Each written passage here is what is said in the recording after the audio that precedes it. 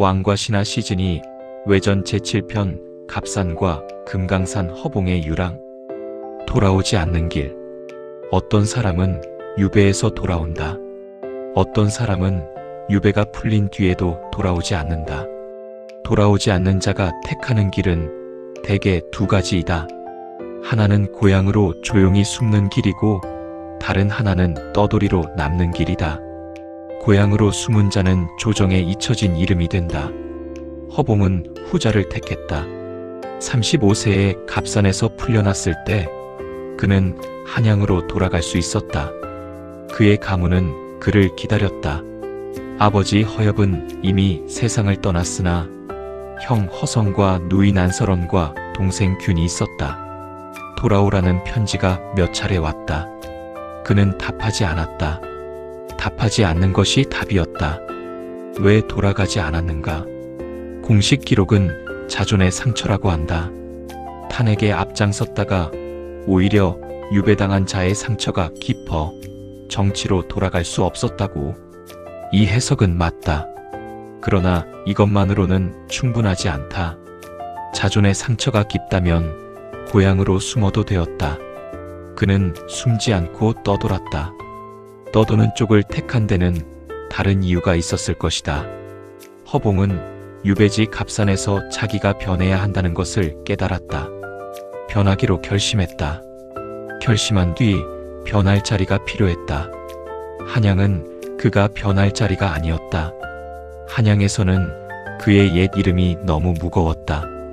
옛 이름 아래에서 그는 옛 자기로 돌아가기 쉬웠다. 옛 자기로 돌아가지 않으려면 옛 이름이 무게가 없는 자리에 있어야 했다. 3년 반이 이 기다림의 시간이었다. 이 기다림은 성공했는가, 실패했는가? 두 가지가 섞여 있었다. 신은 성공했고 몸은 실패했다. 신은 남았고 몸은 38배 떠났다. 남은 시가 떠난 몸의 대가였다. 대가가 컸으나 남은 시가 500년을 살아있다는 것으로 그는 완전히 진 사람은 아니다. 완전히 진 자의 기록은 남지 않는다. 해배의 봄. 선조 18년 3월. 갑산. 갑산은 함경도의 내륙 고원이었다. 조선의 유배지 중에서도 특히 혹독한 곳. 겨울이 길고 눈이 많고 여름이 짧았다. 허봉은 이곳에서 2년을 보냈다. 2년 동안 그는 살아남는 법을 익혔다. 추위를 견디는 법, 가난을 받아들이는 법, 외로움을 친구로 삼는 법. 세 가지를 익힌 사람은 이미 한 번의 삶을 끝낸 사람이다. 해배의 전갈이 갑산에 도착한 것은 봄이 오기 직전이었다. 눈이 마당에 아직 남아 있었다. 그는 전갈을 받아 읽고 한참 가만히 있었다. 그가 먼저 한 생각은 기쁨이 아니었다. 기쁨보다 먼저 온 것은 어디로 갈 것인가라는 질문이었다. 한양으로 갈 것인가? 고향 강릉 쪽으로 갈 것인가? 아니면 다른 곳인가? 세 번째 선택지가 그의 머릿속에 떠올랐다. 금강산. 그는 이 단어가 마음에 떠오르자 한동안 그 단어를 떠올린 자신에게 놀랐다. 금강산을 그는 젊은 시절 한번 가본 적이 있었다. 25쯤이었을 것이다. 그때는 유람이었다. 허봉의 속내 왜 금강산이 떠올랐는가? 깊이 생각해본다. 한양에 가면 나는 이 일을 탄핵한 자로 돌아간다. 그 이름 아래에서 산다. 친구들이 나를 위로할 것이고 가족이 나를 받아줄 것이다. 그러나 그 위로와 받아들임이 나의 옛 이름을 굳힌다. 위로받는 자는 위로 안에 갇힌다. 받아들여지는 자는 받아들여진 형태 안에 갇힌다. 강릉에 가면 고향의 산과 바다가 나를 받아줄 것이다. 어린 시절의 풍경이 다시 돌아올 것이다.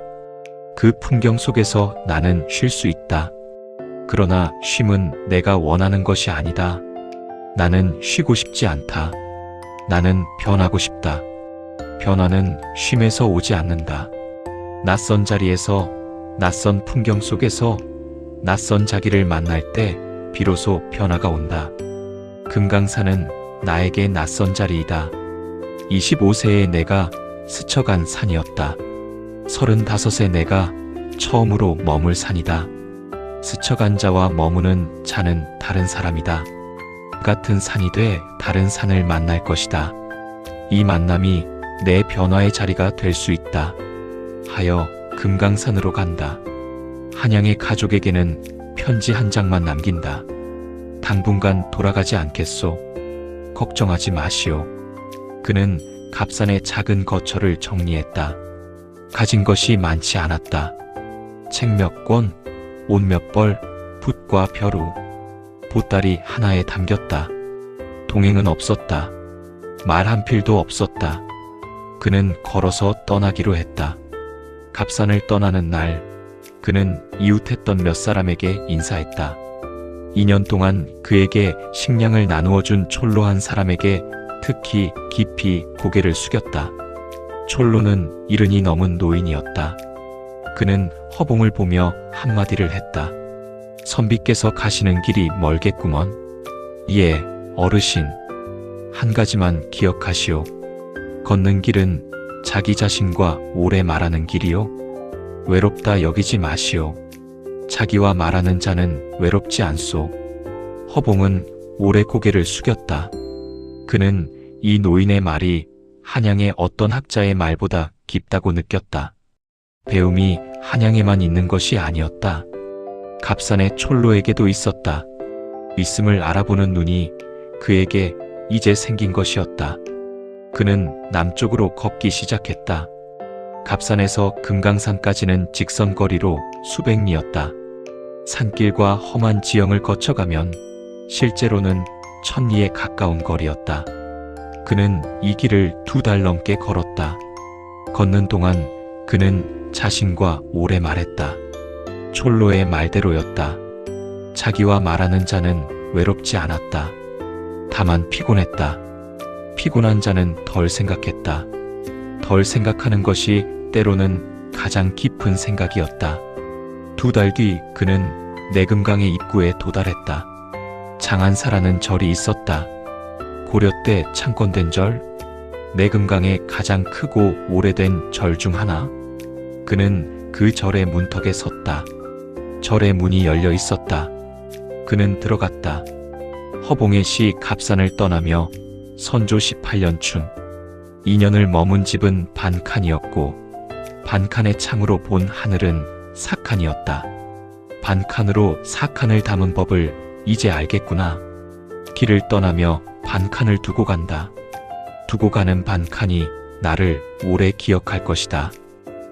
금강산의 첫 여름, 장안사에서 그를 맞이한 것은 늙은 주지 한 사람이었다. 이름은 지묵, 나이는 60을 넘어 있었다. 그는 허봉을 말없이 맞이했다. 어디서 왔느냐, 왜 왔느냐, 얼마나 머물 것이냐 묻지 않았다. 다만 방 하나를 내어주었다. 선비, 이 방에서 지내시오. 주직께 폐가 되지 않겠사옵니까?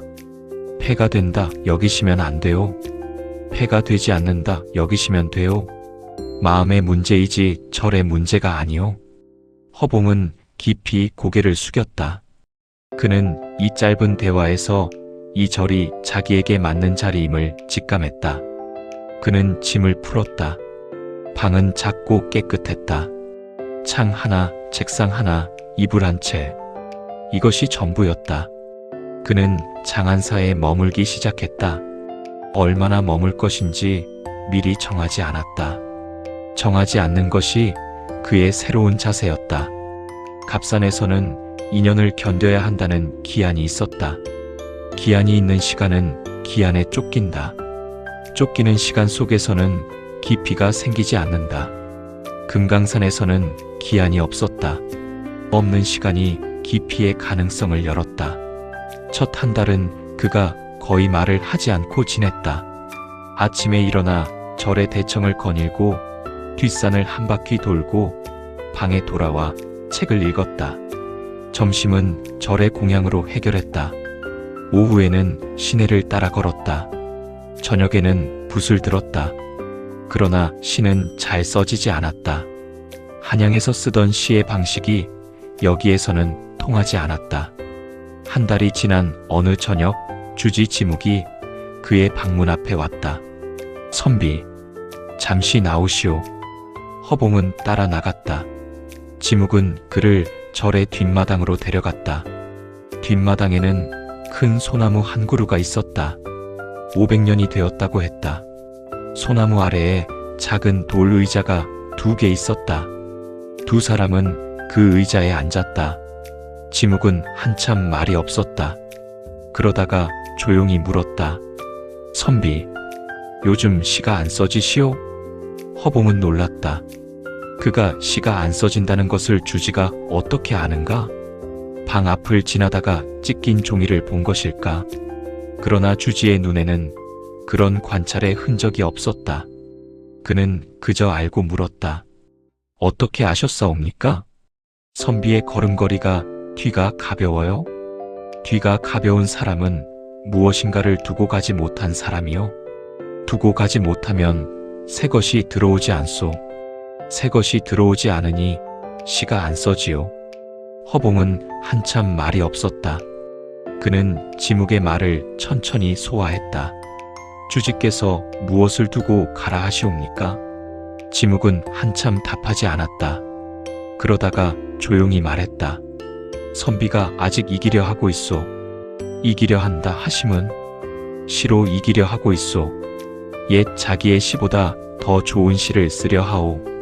더 깊은 시, 더 서정적인 시. 이 더가 선비를 묻고 있소. 더 없는 자리에서 시가 나오.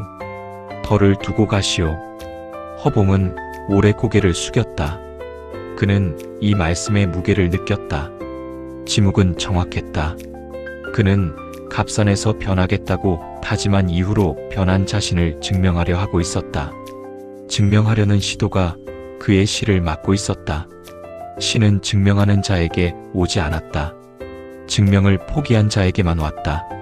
주지, 두고 가는 법을 신이 배우고자 하옵나이다. 선비, 배우려 하지도 마시오. 배우려는 자세도 두고 가실 한 가지요. 그냥 살아있으시오. 하루하루 밥을 먹고 산을 걷고 잠을 자시오. 그러다 어느 날 시가 오면 쓰시오. 오지 않으면 쓰지 마시오. 쓰지 않는 날도 많을 것이오. 쓰지 않는 날이 많을수록 쓰는 날의 시가 깊어지오. 이것이 내가 선비에게 드리는 조언이요. 허봉의 속내주지께서 오늘 나를 2번 벗겨주셨다. 첫 번째 벗김더를 두고 가라. 두 번째 벗김 배우려는 자세도 두고 가라. 2번 벗겨진 나에게 남은 것이 무엇인가? 하루하루만 남았다. 밥을 먹고 산을 걷고 잠을 자는 하루하루. 이 하루하루가 나의 새로운 자산이다. 한양에 나는 큰 일을 했다. 상소를 올리고 탄핵을 주도하고 학문적 논쟁을 벌였다. 큰 일이 나의 자산이었다. 금강산에 나는 작은 일을 한다. 밥과 산과 잠. 작은 일이 나의 새로운 자산이다. 작은 일을 성실히 하는 자만이 큰 시를 쓸 수 있다. 이 역설을 내가 오늘 이해한다. 이해가 늦었다. 그러나 이해하지 못하고 사는 것보다는 낫다. 그 뒤로 허봉은 시를 쓰려 하지 않았다. 시를 쓰려 하지 않으니 쓰지 않는 날들이 늘어났다. 며칠, 열흘, 한 달. 그는 이 쓰지 않음을 받아들였다. 받아들이는 동안 그의 몸이 조금씩 편해졌다. 갑산에서 쌓인 몸의 긴장이 장안사의 여름에 풀려갔다. 풀린 몸이 새로운 것을 받아들일 공간을 만들었다. 여름의 끝에 가까운 어느 저녁, 그는 산을 혼자 오래 걸었다. 내금강의 산길은 험하되 아름다웠다. 바위가 많고 나무가 깊고 물이 맑았다. 그는 한 계곡 앞에 섰다. 물소리가 깊었다. 그는 물소리를 오래 들었다. 듣는 동안 한 구절이 저절로 떠올랐다. 저절로 지어낸 것이 아니었다. 그냥 왔다.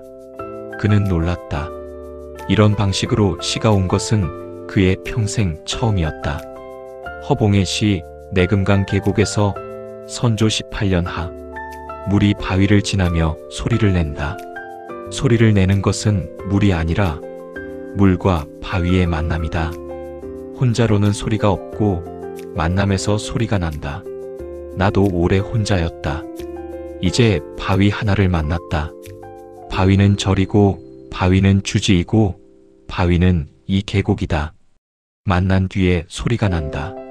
소리는 시가 되어 종이에 앉는다. 종이는 바위이다. 겨울 계곡의 한 편지. 가을이 왔고 첫눈이 왔고 겨울이 깊어졌다. 장안사의 겨울은 혹독했으되 갑산의 겨울보다는 덜했다. 해발이 낮았고 바람이 덜했다. 허봉은 이 겨울을 읽기의 계절로 삼았다. 방에 틀어박혀 책을 읽었다.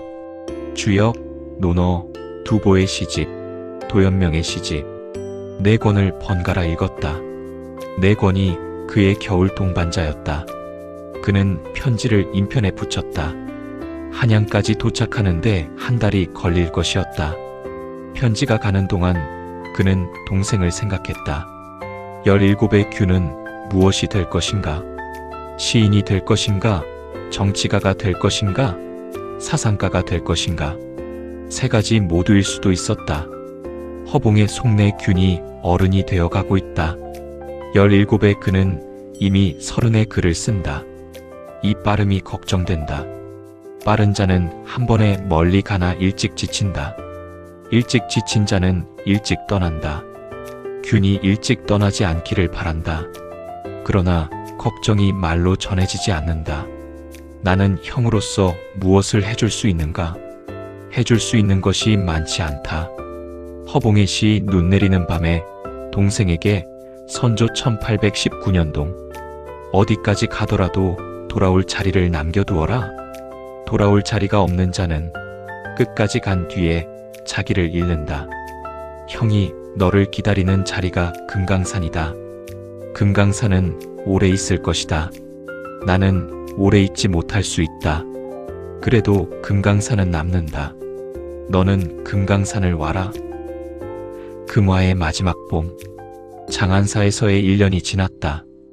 허봉은 봄이 되자 장안사를 떠났다. 왜 떠났는가? 이유는 분명하지 않았다. 다만 한자리에 오래 머물지 않는 것이 그의 새로운 자세였다. 머물면 자리가 그를 묶었다. 묶이지 않으려면 움직여야 했다. 선조 21년 봄. 그가 금강산을 떠나 남쪽으로 향하던 때였다. 목적지는 정해지지 않았다. 강원도의 남쪽 어딘가. 아마도 한양 근처까지는 가지 않을 것이었다. 여관에 머문 2번째 날 그의 몸이 심하게 앓기 시작했다. 고열이 났다. 몸이 가누어지지 않았다. 그가 평생 가지고 있던 폐 쪽의 약한 증세가 이날 폭발적으로 악화되었다. 갑산의 2년, 금강산의 2년 반, 4년 반 동안 쌓인 누적이 한 번에 무너진 것이었다. 여관 주인이 의원을 불렀다. 의원은 진맥을 보고 조용히 고개를 저었다. 회복이 어렵다는 뜻이었다. 여관 주인이 걱정해서 물었다. 선비님, 가족에게 소식을 보낼까요? 한양에 아우님이 계신다 들었사옵니다. 허봉은 한참 답하지 않았다. 그러다가 조용히 답했다. 보내지 마시오. 그러나 보내도 도착하기 전에 일이 끝날 수 있소. 도착해도 동생이 오는 길에 또 며칠이 걸리오. 그 사이에 내가 없을 수 있소. 없는 형을 동생이 보는 것은 동생에게 상처요. 보내지 마시오. 내가 떠난 뒤에 그때 알리시오. 그 편이 낫소. 여관 주인은 고개를 숙였다. 그는 이 선비가 자기의 죽음을 미리 감당하고 있다는 것을 알았다. 감당하는 사람을 막을 수는 없었다. 허봉은 자리에 누워 붓과 종이를 달라고 했다. 마지막 힘으로 그는 시를 한 수 쓰려 했다. 그는 종이를 앞에 두고 붓을 들었다. 그러나 손이 떨렸다. 처음 몇 글자를 썼으나 읽을 수 없었다. 그는 붓을 놓았다. 종이는 비어있는 채로 남았다. 허봉의 마지막 속내 마지막 시가 써지지 않는다. 써지지 않는 것이 마지막 시의 답일 수 있다. 빈 종이가 나의 마지막 시이다. 가장 깊은 시는 쓰지 않는 시이다. 주지께서 말씀하셨다. 쓰지 않는 날이 많을수록 쓰는 날의 시가 깊어진다. 오늘 나는 쓰지 않는다. 균이 언젠가 내 유품을 받을 것이다. 받으면 이 빈 종이를 볼 것이다. 볼 때 그가 무엇을 느낄 것인가? 슬픔. 그러나 슬픔만은 아니기를 바란다. 슬픔 뒤에 이해가 오기를 바란다. 빈 종이가 형의 마지막 가르침임을 그가 이해하기를. 쓰지 않은 것이 때로는 가장 많이 쓴 것임을. 한양의 가족, 형 허성, 누이 난설원, 동생 균. 세 사람이 모두 내 시를 아꼈다. 세 사람 중에서 균이 내 문집을 편찬할 것이다. 그가 편찬할 때 이 빈 종이를 어디에 놓을 것인가? 문집의 맨 끝에 놓기를 바란다. 빈 종이가 내 평생의 마무리이다. 마무리가 빈 것이 나의 선택이다. 이 선생, 그분도 5년 전에 떠나셨다. 49세에 나는 지금 38이다. 그분보다 일찍 간다. 가는 길에 그분을 만날 것인가? 알 수 없다. 만나면 내가 당신을 탄핵한 것을 사죄하겠다. 균아, 너의 편찬을 기다린다. 이 세상에서는 못 보겠지만 다른 곳에서 내가 편찬한 내 시집이 내 손에 있는 것을 볼 수 있기를 바란다. 볼 수 없어도 내가 편찬할 것을 안다. 알미 볼 수 없음을 대신한다. 이제 빈 종이만 남긴다. 나의 마지막 글이다. 그는 눈을 감았다. 여관 주인이 그의 옆에 앉아 있었다. 밤이 깊었다. 그가 떠난 것이 그 밤 자시 무렵이었다. 38살이었다. 여관 주인은 그의 유품을 정리했다. 보따리 하나, 책 몇 권, 붓과 벼루, 그리고 글씨가 몇 자 쓰인 빈 종이 한 장. 주인은 이 종이를 유품에 넣었다. 읽을 수 있는 글씨가 아니었으나 선비의 마지막 것이니 버릴 수 없었다. 여관 주인은 한양으로 전가를 보냈다. 허 선비가 금화에서 세상을 떠나셨습니다. 유품을 보관하고 있사오니 가족분들이 오셔서 찾아가시기 바랍니다. 전갈이 한양에 도착하는데 닷새가 걸렸다. 전가를 받은 것은 허균이었다. 그때 허균은 19이었다. 허봉의 마지막 시 빈 종이. 글씨 없는 빈 종이. 허균이 형의 유품을 받은 날. 선조 21년 늦봄. 한양. 허균은 19이었다. 금화에서 온 전가를 그는 받았다. 그는 그 자리에서 울지 않았다. 형이 돌아오지 않을 것을 그는 이미 몇 년 전부터 감지하고 있었다. 감지한 슬픔은 실제 소식을 받을 때 이미 반이 소진되어 있다. 남은 반만 그가 그 자리에서 감당했다. 여관 주인이 말했다. 선비께서 마지막으로 쓰시려던 것이옵니다. 손이 떨려 글씨가 되지 않았사옵니다. 버리지 못했사옵고. 허균은 그 빈 종이를 받았다. 그는 종이를 오래 바라보았다. 형의 처음 몇 글자가 흐릿하게 보였다. 읽을 수 없었다. 그러나 그는 한 가지를 직감했다. 이것이 형의 마지막 시이다. 형은 마지막 시를 쓰려 했고 쓰지 못했다. 쓰지 못한 것이 형의 답이었다. 그는 이 빈 종이를 형의 시집에 넣기로 결심했다.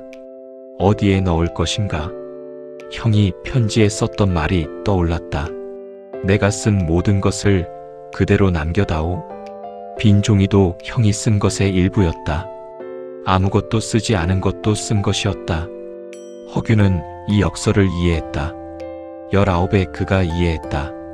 형이 17에 그에게 편지를 써보낼 때부터 허균은 이미 이런 역설을 이해할 준비가 되어 있었다. 그는 형의 유품을 싸서 한양으로 돌아왔다. 돌아오는 길에 그는 한 번 울었다. 산길의 한 계곡 앞에서 물소리가 맑은 자리에서 그는 그 자리에 앉아 1시간 정도 울었다. 울고 난 뒤 그는 일어났다. 형의 유품을 다시 짊어지고 한양으로 갔다. 한양에 도착한 뒤 허균은 형의 시를 정리하기 시작했다. 19에 그가 이 일을 맡았다. 맡은 이유는 한 가지였다. 형이 자기에게 그것을 맡겼기 때문에 맡김이 의무였고 의무가 자기의 일이었다. 그는 이 일을 그 뒤로 평생에 걸쳐 여러 번 다듬었다. 최종적으로 하곡집이라는 이름의 문집이 편찬되었다. 허균은 그 뒤로 복잡한 평생을 살았다. 문과에 급제하고 관직에 오르내리고 여러 번 파직되고 외교 사절로 명예 다녀오고 홍길동전을 쓰고 전한다. 광해군대의 대형 사건에 연루되어 선조보다 훨씬 뒤 광해군 10년 1618에 역모 혐의로 사형당했다. 그의 평생이 격동적일 것이라고 형 허봉이 30년 전 금강산에서 예감했던 그대로였다. 예감이 맞았다. 형이 보았던 동생의 빠름이 동생을 끝까지 데려갔다.